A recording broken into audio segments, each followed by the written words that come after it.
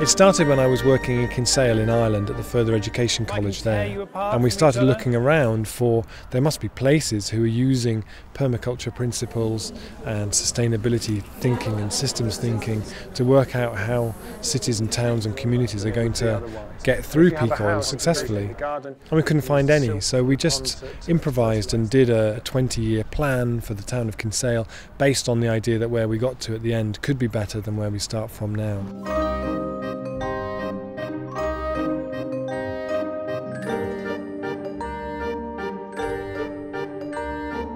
I think what's changed for us really over the last couple of years has been firstly how the idea of peak oil has moved from being largely a fringe idea to something now talked about by a number of governments and a lot of leading organisations. It's really moved from being considered a very odd kind of idea to part of the political mainstream now really.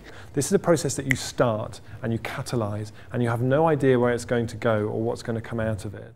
What does a local authority look like whose development plan for the next 20 years is based on the end of the age of cheap oil, on cutting carbon by 9% a year like we actually are going to need to?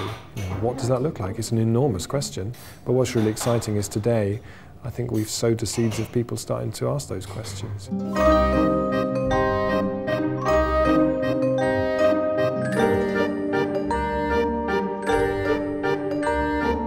It was really fascinating when about 2 years into transition and it really starting to gain some traction, people started coming along and saying, you know, transition is a really fascinating piece of design work. Transition is a design project. When faced with peak oil and climate change and the need for collective community responses to that, maybe we need to look at this as being a collective design exercise. How do we design a way through from where we are now to where we want to get?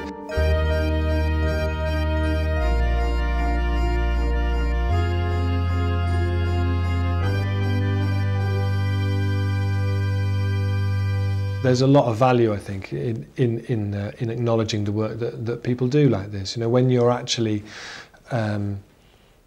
doing work which comes to be seen as innovative or pioneering or whatever, it's generally the people who do that have ploughed a fairly lonely furrow for quite a long time.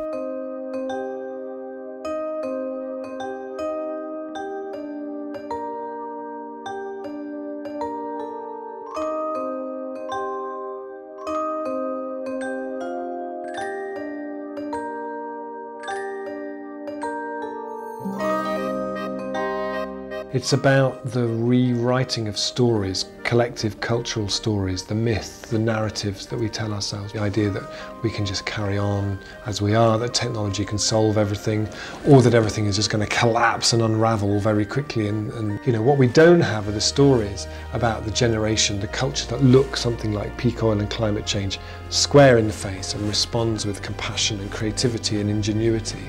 That's the story that Transition is trying to tell.